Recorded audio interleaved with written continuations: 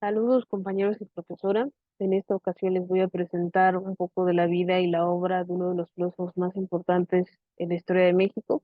Este personaje es Gabino Barreda, un precursor de la educación positivista en México y por supuesto un personaje con bastantes aportes hacia la política y la filosofía de la educación.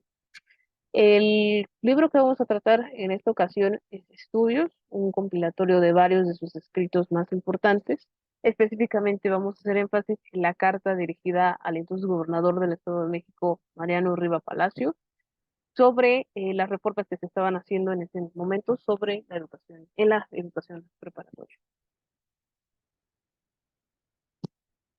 Un poco de contexto sobre el autor. Sabino Barreda nace en 1818, fue un médico, filósofo y político mexicano, específicamente nacido en Puebla. Él comienza sus estudios de Derecho durante su adultez temprana.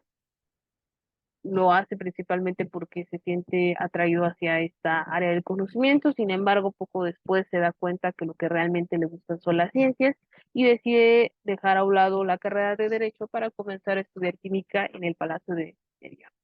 Poco tiempo después también inicia la carrera en medicina. Sin embargo, está ya uno de los enfrentamientos más importantes para la historia de México también, que es la primera intervención norteamericana.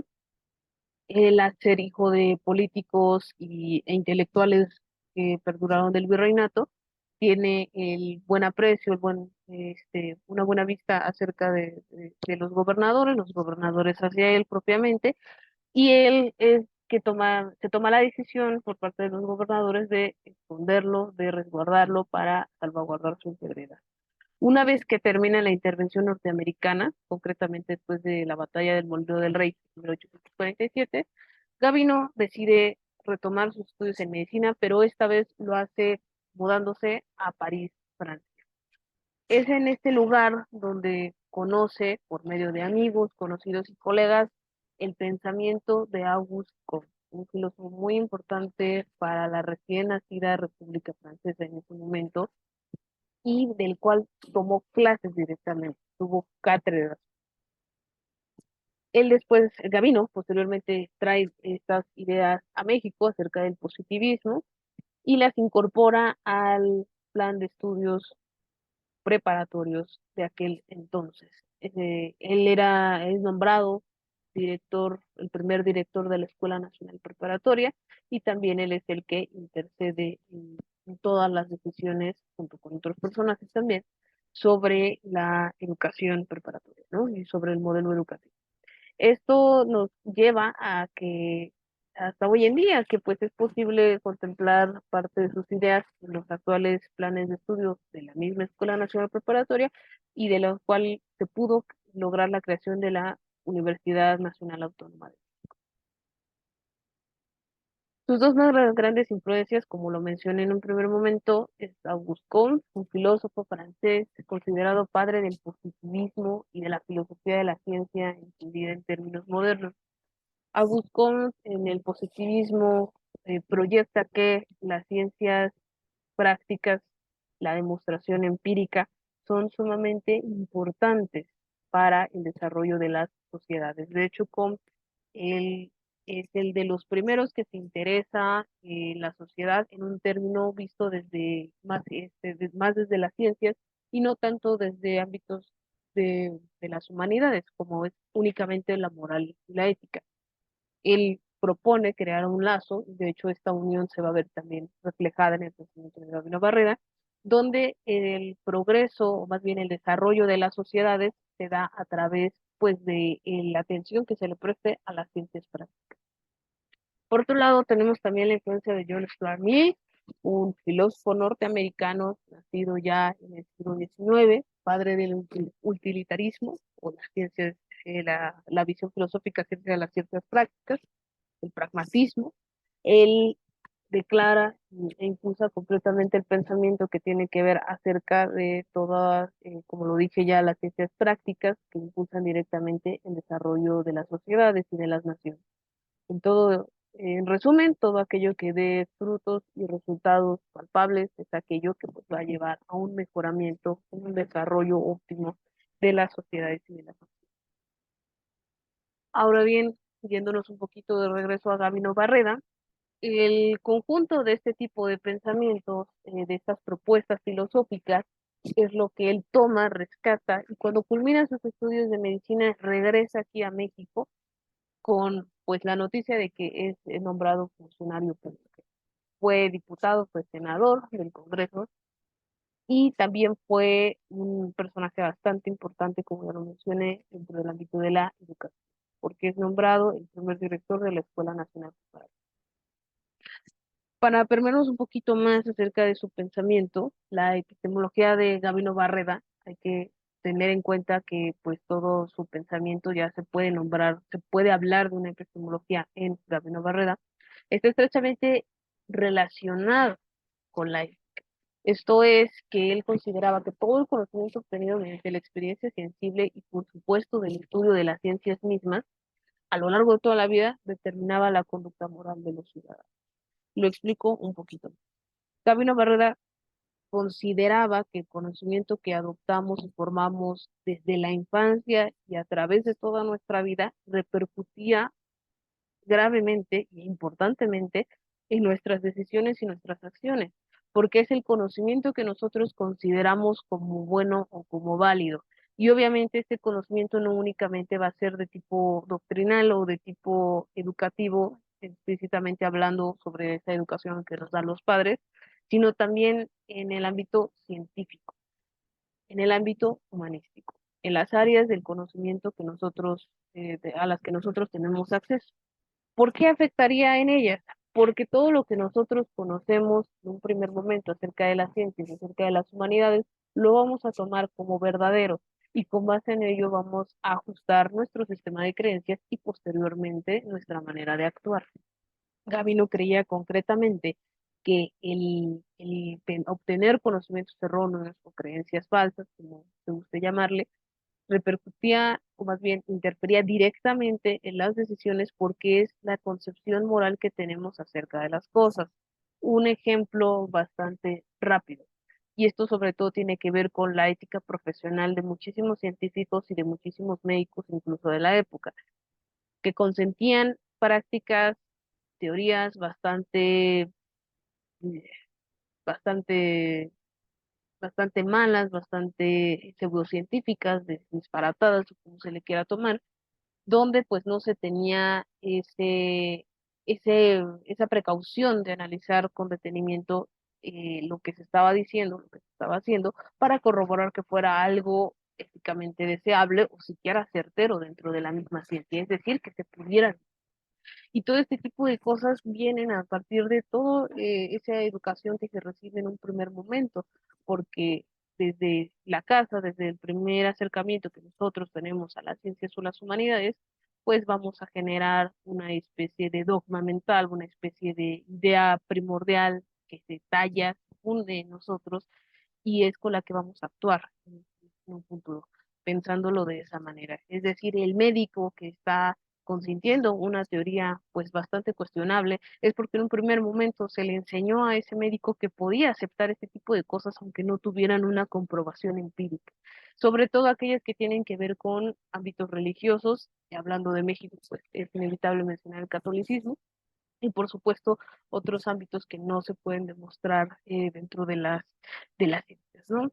Em, la conducta moral para él es algo muy importante, porque la correcta formación de los ciudadanos, el correcto, la correcta obtención del conocimiento y por supuesto de la educación en ellos es lo que va a llevar a que actúen de una manera deseable, de una manera que desarrolle a la sociedad y que no genere un retroceso. Pero para esto es muy importante tener en cuenta primero a las ciencias principalmente, también a las humanidades por supuesto, para que ellos conozcan de primera mano los ciudadanos lo que es la evidencia empírica, lo que se puede demostrar y descartar todo tipo de explicaciones que no tienen sentido y que nos conducen a tomar malas decisiones, sobre todo aquellas de tipo estrictamente religioso o moral, que al final de cuentas son prohibiciones que no tienen un fundamento ético, sino más bien es un adoctrinamiento moral. Tu propuesta educativa va estrechamente ligada a esto. Él consideraba que pues no importa si se tienen estudios académicos o no. Las personas tienen que tener una formación básica para poder evitar equivocar en la mayoría de los casos. Entonces, tanto una persona con estudios como una sin estudios académicos podía hacer los mismos disparates o las mismas cosas censurables que una que del resto del vulgo. O sea, hay una frase que puse un poquito antes, voy a regresarme en su biografía: el vulgo no se encuentra solo entre los ignorantes. Y esta carta a Mariano Riva Palacio tiene esa frase explícitamente escrita porque es lo que consideraba. Realmente la ignorancia no está solamente dentro de la gente que no pudo tener acceso hacia los estudios académicos, sino también dentro de los mismos profesionales y de aquellos que estaban formándose dentro de una carrera. ¿Por qué? Por esta situación que ya les comentaba acerca de los conocimientos que son obtenidos de manera errónea desde un inicio, que mantienen como un dogma y que al final afectan en la manera en cómo percibimos las ciencias y cómo percibimos las humanidades sin someterlas a una experimentación empírica. Y bueno, esta incorporación de las ciencias positivistas al modelo educativo que se propone condujo a a la creación de un nuevo modelo, una reformación donde se pretende educar a los alumnos en todas las áreas de conocimiento y no únicamente en unas cuantas. Vamos a poner un poco de contexto. La educación que permeaba en ese momento era principalmente presidida por los jesuitas y entre otras organizaciones de tipo religioso, donde se enseñaba principalmente teología, ética, ámbitos más humanísticos, y se dejaba un poco de lado las ciencias, no porque estuvieran de alguna manera peleas tal cual con la religión, como se tiene un poco esa concepción mental, pero sí chocaban bastante con los dogmas establecidos por la iglesia. Y la iglesia, en el afán de preservar estos dogmas, de preservar el conocimiento teológico que se venía llevando ya desde siglos atrás, decide no incorporar a estas ciencias para evitar contraponer una teoría teológica con una teoría científica.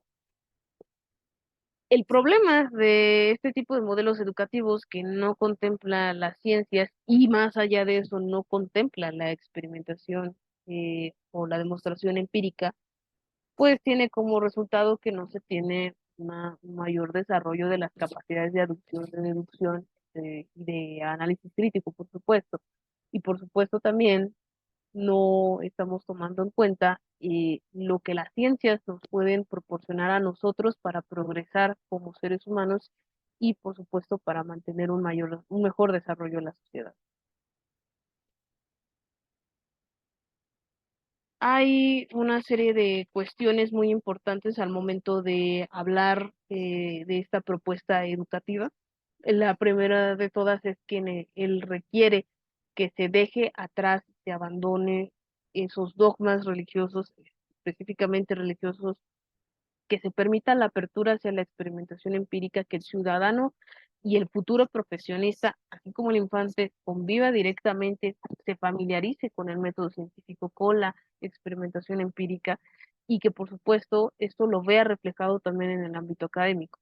Pero para poder modificar en un primer momento la educación desde casa, que era la más importante, aquella que nos dan nuestros padres, tenía que hacerlo primero con los profesionistas, los futuros profesionistas que en su momento tendrían hijos a los cuales iban a educar de la manera más abierta, más enciclopédica posible, como lo plantean uno de estos caracteres que vemos aquí, porque podría ser tardado el resultado, pero al final de cuentas iba a cambiar algo, iba a haber un desarrollo a mejor. Recordemos que en ese momento histórico de México estábamos atravesando entre las recientes guerras, la reciente independencia, la formación también reciente de una república, se estaba buscando instaurar un orden, no se sabía muy bien hacia dónde moverse y había muchas cosas que se hacían de manera muy cuestionable en sociedad, tanto de nacionales como extranjeros. Entonces lo que se buscaba era uniformar una educación donde los futuros profesionistas, cuando tuviesen sus hijos, cuando tuviesen descendencia, pudieran enseñarles de manera correcta los conocimientos acerca de la ciencia, de las humanidades, pero principalmente de las ciencias, para su mejor actuar en él. Entonces, el carácter que él propone un fondo común de verdades generados a través de la educación preparatoria. El fondo común de verdades es básicamente un común acuerdo, donde todos sabemos que una serie de cosas que suceden, fenómenos en la realidad de la sociedad, naturales, etcétera, suceden de cierta manera, y esto es verdad, es una verdad incuestionable y es una verdad a la que todos tienen que apelar. Entonces, para crear este fondo común de verdades, necesitan seguirse dos caracteres muy principales, un carácter general y un carácter enciclopédico. El carácter general es que en el modelo educativo, en los estudios preparatorios, se imparta por igual cada carrera profesional y a cada futura carrera profesional todas las asignaturas. Los estudios preparatorios tienen la finalidad de permearnos de todas las áreas del conocimiento a fin de que nosotros identifiquemos la relación que hay unas con otras y, por supuesto, el fin común que tienen, que es el obrar para el bienestar social. Un filósofo no puede ser filósofo sin las ciencias y un científico no puede ser científico sin la ética. Eso es algo muy primordial que mantiene Gabino Barrera. Necesita haber una correlación entre todas estas áreas del conocimiento para que su desarrollo sea el óptimo, para que el desarrollo profesional esté dentro de los marcos éticos y dentro de lo deseable para el desarrollo de la sociedad. Al final de cuentas, el fin de todas las carreras universitarias es el mismo, carreras profesionales es el mismo, el obrar para el bien común. Por otra parte está el carácter enciclopédico, que va un poco de la mano con lo que les comentaba anteriormente. Los modelos educativos jesuitas sesgaban en mayor parte aquellas asignaturas en las que se tenía en cuenta las ciencias, entonces no había un conocimiento general, un conocimiento de acerca de todo, de cómo estas áreas de conocimiento se relacionaban. Entonces, la idea era incorporar estas asignaturas científicas al plan de estudios para que todos los pudieran conocer y sin importar a qué se dedicaran en un futuro ni a qué aspirara a su carrera profesional, pudieran conocer de qué van estas áreas del conocimiento. Tiene que ser general porque es para todos y enciclopédico porque tiene que abarcar todo. Ahora bien, vamos a hablar un poco acerca de cómo quedó la propuesta final de Gabriel Barreda en cuanto a educación. Aquí tenemos una tabla muy sencilla. El modelo propuesto fue de 5 años. En el primer año se enseñaba, bueno, vamos a tener 3 columnas, ciencias, humanidades e idiomas. En el primer año se enseñaba matemáticas. En algún momento de este ciclo escolar veían también gramática española y raíces griegas, y el idioma que tenían que aprender era francés. ¿Por qué francés? Recordemos que a finales de 1800 todavía el inglés no se posicionaba como una lengua, un idioma como lo es ahora, altamente global.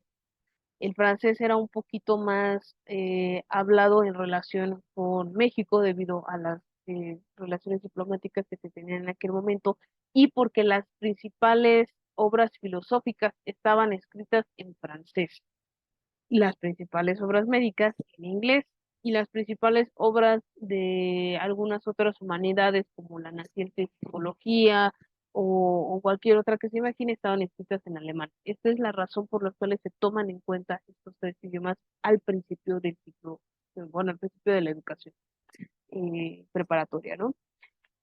Como los dije en francés, era porque eran pues las obras filosóficas que se tenían más al alcance y por supuesto por la aspiración creciente que ya se tenía desde ese momento a convertir a México pues en un reflejo de la sociedad francesa, porque se veía la sociedad francesa como una república que podía, que aspiraba a ser mejor, a desarrollarse de mejor manera y que de hecho ya estaba siendo consolidada. México se veía consolidado como la República Francesa. En un segundo momento tenemos el segundo año, cosmografía y física, otra de las ciencias bastante importantes para la formación integral de los estudios preparatorios.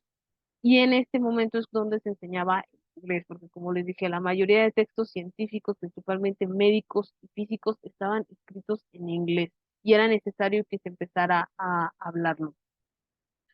Posteriormente, en el tercer año, geografía y química, donde se les enseñaría alemán. El cuarto año y quinto año se les enseñaría latín y correspondería a las ciencias botánica y zoología en el cuarto y lógica en el quinto. Vamos a hablar un poco acerca del orden, de por qué es así. Matemáticas se coloca en la cima o hasta el principio porque tanto Stuart Mill como Gabino Barreda, que es el que adopta los pensamientos de Stuart Mill, consideran que las matemáticas son la mejor de todas las ciencias para generar un desarrollo en la sociedad, porque son las ciencias más completas que mejoran la capacidad de abstracción y de inducción y las que van a resultar de una manera más van a desarrollar el intelecto de una manera tal que lo madure y lo prepare para entender el resto de ciencias que vienen. Las matemáticas son fundamentales porque en un primer momento preparan al educando a que genere un mayor pensamiento crítico y posteriormente, después de completar todos sus estudios preparatorios con el resto de ciencias, pues va a implementar sistemas de acción, una toma de decisiones más enfocada, más centrada, más razonada, más pensada, que le permita elegir la mejor de las acciones que pueda tomar. Entonces, Stuart Mill sigue también en la misma línea de Barrera, o mejor dicho, Barrera sigue la misma línea de Stuart Mill, de considerar que las ciencias pues sí tienen una repercusión directa en el obrar de los seres humanos. Posteriormente está la cosmografía y la física, hoy sería únicamente física y astronomía, porque la física tenía que estar antes de la química y la zoología por su nivel de complejidad y por el terreno en el que está metida esta ciencia. El camino consideraba que la química se tenía que partir más bien, perdón, de un orden en el cual se empezara desde lo micro hasta lo macro. Como sabemos, lo principal es entender dónde estamos parados y cómo funcionan ciertos fenómenos que nos rodean. Por eso es que la cosmografía de la física está en un primer lugar. Posteriormente se entendería la química, aquello que no podemos ver en muchas ocasiones, pero que sí tiene reacciones en nuestra realidad, ¿no? En nuestro entorno. Y posteriormente la botánica y la zoología, porque ya sería el aspecto más explícito de las ciencias, donde se estudia con mayor detenimiento cada uno de los seres vivos y lo que respecta a los seres vivos. Entonces, si se puede entender de esa manera, vamos desde lo que está afuera hacia lo que está dentro. Por último, la lógica, porque la lógica va a tener el refuerzo de todas las ciencias anteriores. La lógica necesita una capacidad de abstracción y de inducción mucho mayor, es decir, no se puede, para Gabino Barreda, no se podía aprender lógica inmediatamente después de aprender matemáticas porque necesitaba el cerebro estar capacitado y desarrollado de una mejor manera. Por eso es que se deja hasta este último momento. Pero la lógica y en su momento el estudio también de la semántica, la gramática y otras herramientas eran importantes para la toma de decisiones de igual manera, porque esta nos permitía racionalizar nuestra situación de una manera en la que eligiéramos siempre por resultado y pudiéramos identificar aquel conocimiento falso del que es verdadero. Y con base en el conocimiento verdadero, pues guiar, por supuesto, la moral hacia un desarrollo mejor, la moral individual. Latín se enseña en los últimos 2 años porque en este contexto en el que estamos ya no se aprendía, ya no se escribía tanto en latín, o mejor dicho, ya no se escribía en latín. Cada autor escribía en su lengua natal. Entonces, sin embargo, había todavía muchísimo contenido, muchísimo conocimiento que rescatar de los libros escritos en latín y no se podía dejar de lado. Pero si se veía a principio de la educación preparatoria, muy probablemente los estudiantes olvidarían todo lo que habían aprendido de latín para el final de su educación profesional. En la educación profesional se retomaría, por supuesto, todo tipo de libros en latín. Es por eso que lo deja hasta el último, para que esté más fresco al momento de que el educando inicie sus estudios profesionales. Y bueno, como conclusiones muy rápidas, vamos a tener una recapitulación de todo esto que acabo de decir. Primero que nada, pues Barreda introduce el positivismo en México a través del sistema o del modelo educativo de la Escuela Nacional Preparatoria, es decir, de los estudios preparatorios. Él como director, junto con otro conjunto de personas, fungen como los principales personajes que modifican la visión que se tenía hasta entonces de la educación, de cómo debía ser, de cómo debía impartirse y de qué era lo que debía enseñar. un avance para la época bastante notable, puesto que se hace ya un poco esta separación, empieza el laicismo, debido a que esto ocurre durante el gobierno de Benito Juárez, y se hace una separación notable acerca de lo que es excesivamente dogmático, lo que es un adoctrinamiento total de lo que pues se puede comprobar, ¿no? Desde un primer, desde nuestra experiencia, ¿no? Y por supuesto las ciencias que sí tienen una respuesta próxima hacia cuestiones sencillas. Hay que tener en cuenta esto. La filosofía muchas veces se encarga de cuestiones que nos rebasan, que son muy grandes, que nos exceden como seres humanos y que por supuesto no van a tener una respuesta satisfactoria ni hoy, ni mañana y tal vez nunca, pero se intenta hacer algo al respecto. Sin embargo, ese tipo de estudios, ese tipo de pensamientos, pragmáticamente hablando, no le brindan mucho a la sociedad a comparación de aquello que hace la ciencia, que es de manera práctica. Y los avances en medicina, en química, en física, hoy día la tecnología también lo podemos contemplar, tienen una mayor repercusión en la sociedad, en el desarrollo de la sociedad, porque nos están brindando resultados y nos están brindando respuestas sobre lo que nos rodea y cómo vamos a interactuar con ello. Hablar sobre teología en estos momentos donde se necesitan más soluciones palpables y tangibles para los problemas que tienen a la sociedad no es una opción. Y Gabino Barreda lo veía desde ese momento. Es por eso que no propone una ruptura total, porque obviamente la espiritualidad es una sustancia importante de cada ser humano. Sin embargo, sí consideraba que necesitaba dejarse de lado esa fe ciega, esa necesidad de creer ciegamente en lo que se imponía desde chico. Y por supuesto que la iglesia dejara de inferir de una manera tan agresiva en el pensamiento de los educandos o de los infantes en ese momento. Por otro lado, también tenemos que tras esta ruptura con las doctrinas y los dogmas religiosos, pues se tiene una mayor apertura a las ciencias empiezan a ser bien recibidas y por supuesto el plan, tal vez un poco idealista de Gavino, era que si se tenía el conocimiento suficiente acerca de todas las ciencias y por supuesto también de las humanidades, pero principalmente de las ciencias, se podía tener una mayor capacidad de elección. Primero había que afinar intelectualmente hablando la capacidad de abducción y deducción e inducción para poder generar un nuevo sistema, una nueva manera en la cual nosotros tomemos decisiones, siempre sustentadas en la mejor de las razones posibles. Entonces, si tenemos, por ejemplo, una ciencia que me está enseñando, que me está mostrando de manera experimental cómo contrastar las cosas que son verdaderas de las que son falsas, entonces en mi día a día, en mis decisiones, voy a hacer exactamente lo mismo. Tratar de contrastar lo que es verdadero de lo que es falso para tomar la mejor decisión.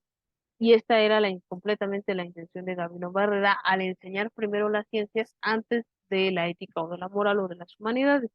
Por supuesto que en esto también se contemplaba todo lo que se podría tardar, las generaciones que tal vez tendrían que pasar para que se viera un cambio en la nación, pero él pretendía que si se impartía de forma correcta este modelo educativo y que si se mantenía el compromiso tanto de los educadores como de los educandos en mejorar al país, se iba a poder dar esta situación que si se llegara a frutos, a verdaderos resultados positivos, ¿no?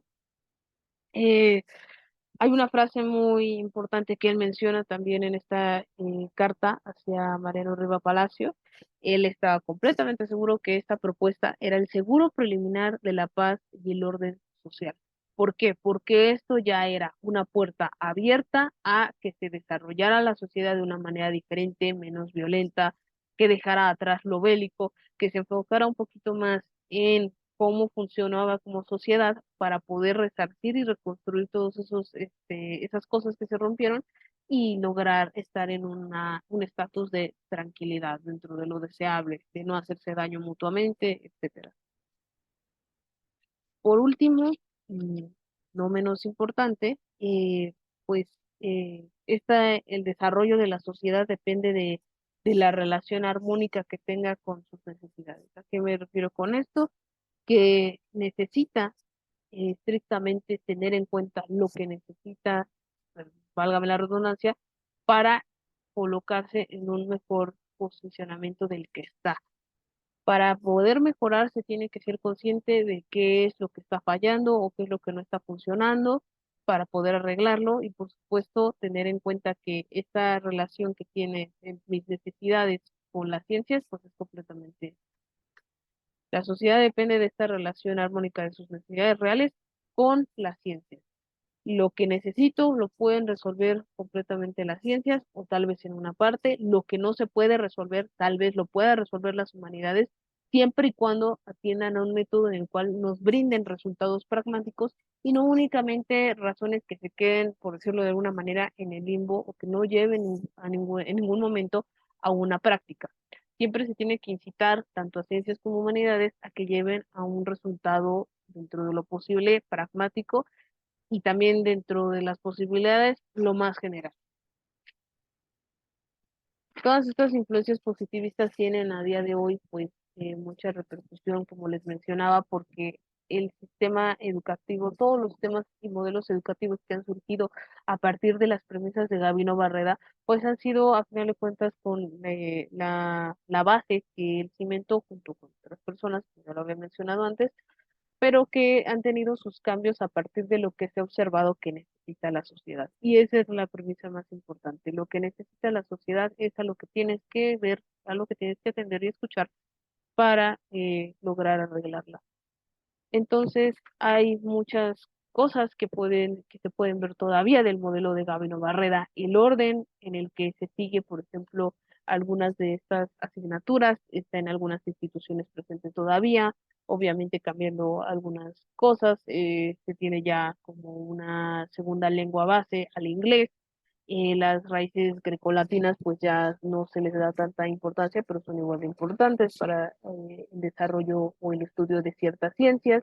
Y por supuesto, pues esto ya se condensó de 5 años a 3 años, pero no por eso deja de ser pues bastante importante la propuesta de Barrera y sobre todo la importancia de abrir las ciencias al ámbito educativo y no únicamente dejar el ámbito educativo en manos de la teología o en manos de otra cosa, no porque sea malo, sino porque siempre hace falta un aparato crítico diferente al que ya se tiene.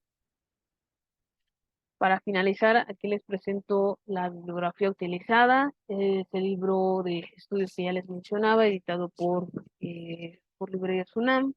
Aquí está mi ejemplar, el cual utilicé, pero que no se ve. Aquí está.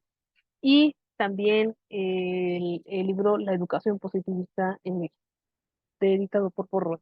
Y bueno, hasta aquí llega esta exposición. Espero que les sea de interés y de utilidad para completar y complementar todos sus conocimientos adquiridos durante este curso de temas selectos 4 Filosofía en México y que por supuesto conozcan un poco más acerca de los personajes que han marcado la historia de nuestro país.